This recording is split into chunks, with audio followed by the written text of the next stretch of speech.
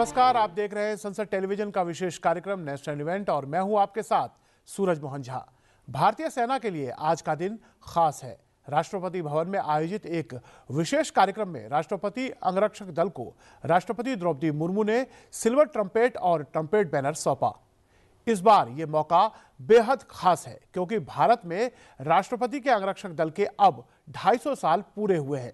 Presidents bodyguard को भारतीय सेना की इकलौती ऐसी सैन्य इकाई होने का गौरव हासिल है जो राष्ट्रपति के सिल्वर ट्रम्पेट और ट्रम्पेट बैनर को लेकर चलती है। भारतीय सेना के सुप्रीम कमांडर होने के नाते राष्ट्रपति की ये अपनी सैन्य टुकड़ी है जो पूरी तरह से उन्हीं के लिए तैनात रहती है। इस दौरान विशेष प्रेजेंटेशन परेड हुई, ऑडियो विजुअल की प्रस्तुति पेश की गई। इस कार्यक्रम में सबसे खास आकर्षण एलईडी की रोशनी पर अंगरक्षक दल के घोड़े के कौशल की नुमाइश रही, जिसके लिए उन्हें खास तरीके से प्रशिक्षित किया गया है। राष्ट्रपति के अंगरक्षक युद्ध कौशल में माहिर और लंबी कदकाठी वाले होते हैं जो घुड़सवारी में अव्वल होते हैं। आज का ये आयोजन इसलिए भी विशेष है क्योंकि द प्रेसिडेंट्स बॉडीगार्ड को 60 वर्षों के बाद एक बार फिर से सेना में सर्वोच्च स्टैंडर्ड यानी प्रेसिडेंट स्टैंडर्ड ऑफ बॉडीगार्ड प्रदान किया गया है। साथ ही रेजिमेंटल स्टैंडर्ड्स का सम्मान भी पीबीजी को आज दिया गया है। मैं इस उपलब्धि के लिए पीबीजी की पूरी टीम को बहुत बधाई देती हूँ। मैं पीबीजी को उनकी उत्कृष्ट सैन्यों परंपराओं और लोकाचारों तथा उनके सभी कार्यों में प्रोफेशनलिज्म और डिसिप्लिन के लिए भी बधाई देती हूँ। देवियों और स्वजनों, महाराणा प्रताप जैसे योद्धाओं और उनके वीर घोड़ों की गाथाओं ने सदियों से हमारी पीढ़ियों को प्रेरित किया है। आप वर्तमान समय में हमारी भूमि की इस समृद्ध विरासत और संस्कृति के ध्वज बहाकर राष्ट्र को आप सब पर गर्व। मैं आपकी सेवाओं की हृदय से सराहना करती हूँ। मैं ये कहना चाहूँगी, मेरे आत्मसंयम बल होने के कारण ये सम्मान आपके लिए अतिरिक्त जिम्मेदारी भी लेकर आता है। मुझे विश्वास है आज राष्ट्रपति भवन की सर्वोत्तम परंपराओं को बनाए रखने के लिए अद्वितीय समर्पण, अनुशासन और वीरता के साथ प्रयासरत रहेंगे और हमारी महान सेना की सभी रेजिमेंट्स के लिए आदर्श प्रस्तुत करेंगे। राष्ट्रपति द्रौपदी मुर्मू आज दिल्ली में तीसरे ऑडिट दिवस समारोह में शामिल हुई। इस अवसर पर राष्ट्रपति ने कहा कि भारत के नियंत्रक और महालेखा परीक्षक के नेतृत्व में सरकार के लेखा परीक्षा समुदाय ने सत्यनिष्ठा, शासन और प्रणाली निर्माण में मजबूत करने में महत्वपूर्ण योगदान दिया है।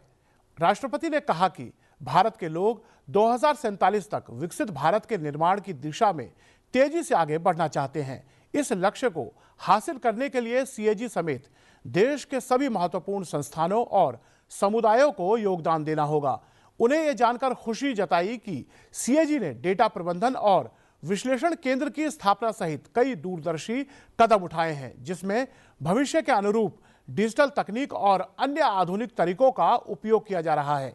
राष्ट्रपति ने कहा कि ऑडिट के क्षेत्र में भी विश्व समुदाय में भारत की स्थिति अग्रणी है। अन्य अंतर्राष्ट्रीय मंचों पर भी भारत का C&AG संस्थान अग्रणी भूमिका निभा रहा है। सुप्रीम ऑडिट इंस्टीट्यूशंस का मार्गदर्शन करना भारत के C&AG संस्थान के global leader in public sector auditing बने रहने के विजन के सर्वथा अनुरूप है। एक्सटर्नल ऑडिटर के रूप में भारत के C&AG द्वारा यूनाइटेड नेशन से जुड़े अनेक महत्वपूर्ण संस्थानों का ऑडिट किया गया है। अन्य अनेक प्रतिष्ठित अंतर्राष्ट्रीय संस्थान ऑडिट के लिए भारत की C&AG की टीम की सेवाएं प्राप्त करते हैं। ये C&AG टीम की विश्व स्तरीय क्षमता का प्रमाण है। मुझे ये जानकर प्रसन्नता हुई है कि इस टीम द्वारा अनेक देशों को ऑडिट के क्षेत्र में सक्षम बनाने के लिए सहयोग प्रदान किया जा रहा है।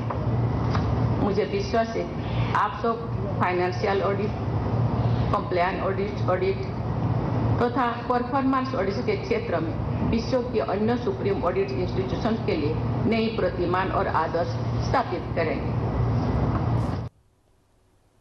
राष्ट्रपति ने कहा कि आज की वैश्विक प्रतिस्पर्धा वाली बाजार प्रणाली का प्रभाव सभी संस्थानों और उद्यमों के लिए प्रासंगिक है। देश के सभी उद्यमों और गतिविधियों में नैतिकता के आधार पर प्रतिस्पर्धा करने की क्षमता लगातार बढ़नी चाहिए। संसद का निर्णय सर्वोपरि है। संसद का निर्णय जनता की आकांक्षाओं को परिलक्षित करता है। आज हमारे देशवासी वर्ष 2047 तक एक विकसित भारत के निर्माण की दिशा में तेजी से आगे बढ़ना चाहते हैं। CNAG सहित देश के सभी महत्वपूर्ण संस्थानों और समुदायों को इस लक्ष्य को प्राप्त करने में अपना योगदान देना है। मुझे ये जानकर प्रसन्नता हुई है कि CNAG द्वारा central for data management and analytics की स्थापना सहित अनेक ऐसे कदम उठाए हैं जिनमें भविष्य के अनुरूप डिजिटल टेक्नोलॉजी तथा अन्य आधुनिक पद्धतियों का उपयोग किया जा रहा है। भविष्य के प्रति ये सजगता उपयोगी सिद्ध होगी।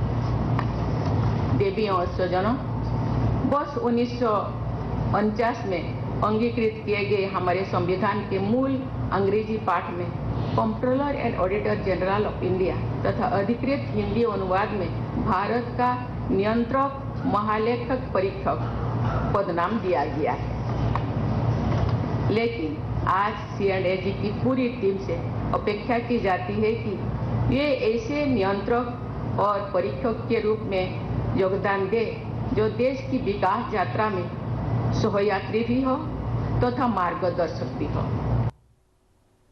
राष्ट्रपति भवन में आज राष्ट्रपति द्रौपदी मुर्मू ने लद्दाख से दिल्ली में राष्ट्रीय एकता यात्रा में भाग लेने वाले छात्रों के एक समूह से मुलाकात की। लद्दाख से आए छात्र छात्राओं ने अपनी रंगारंग पोशाक के जरिए लद्दाख की संस्कृति की झलक पेश की। इस दौरान छात्र छात्राओं ने अपने अनुभव राष्ट्रपति के साथ साझा किए। राष्ट्रपति ने बच्चों के उज्जवल भविष्य की कामना की। राष्ट्रीय एकता यात्रा के तहत ये छात्र नई दिल्ली में हैं। किसी भी देश की ताकत उसका युवा होता है। युवा देश को नई दिशा देते हैं और भविष्य का भारत कैसा होगा उसका बहुत कुछ देश के युवाओं पर ही निर्भर करता है। उपराष्ट्रपति जगदीप धनखड़ ने कहा है कि आज मीडिया के सामने विश्वसनीयता सबसे बड़ी चुनौती है। उपराष्ट्रपति ने कहा कि मीडिया हमेशा लोकतंत्र की आधारशिला और चौथा स्तंभ रहा है, जो सत्य और जवाबदेही के संरक्षक के रूप में कार्य करता है।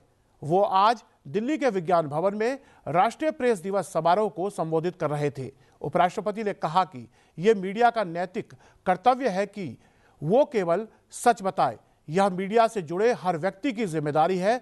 उन्होंने कहा कि फर्जी खबरें, जानबूझकर दी गई गलत जानकारी, राजनीतिक महत्वाकांक्षाएं और प्राथमिकताएं जैसे विचारों ने मीडिया में लोगों का विश्वास कम कर दिया है। It is the moral duty of the media to tell the truth and nothing but the truth. In fact, it is responsibility of everyone connected with the media, be it journalists or owners of newspapers and other forms of communication, to be truthful.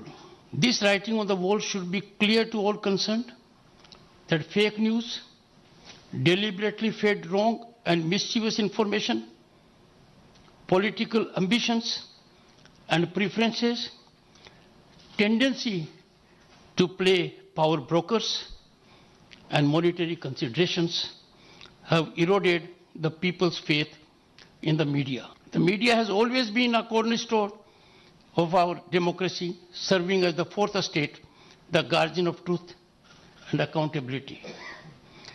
It has been beacon of information, a voice of the voiceless and a watchdog of those in power.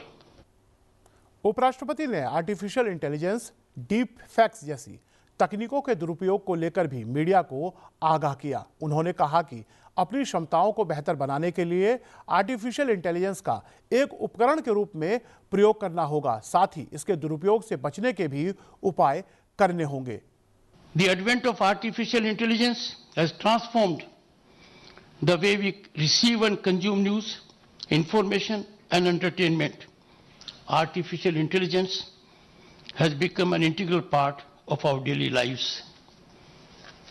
This is compounded, I may indicate to you, by disruptive technologies that are taking control of our system.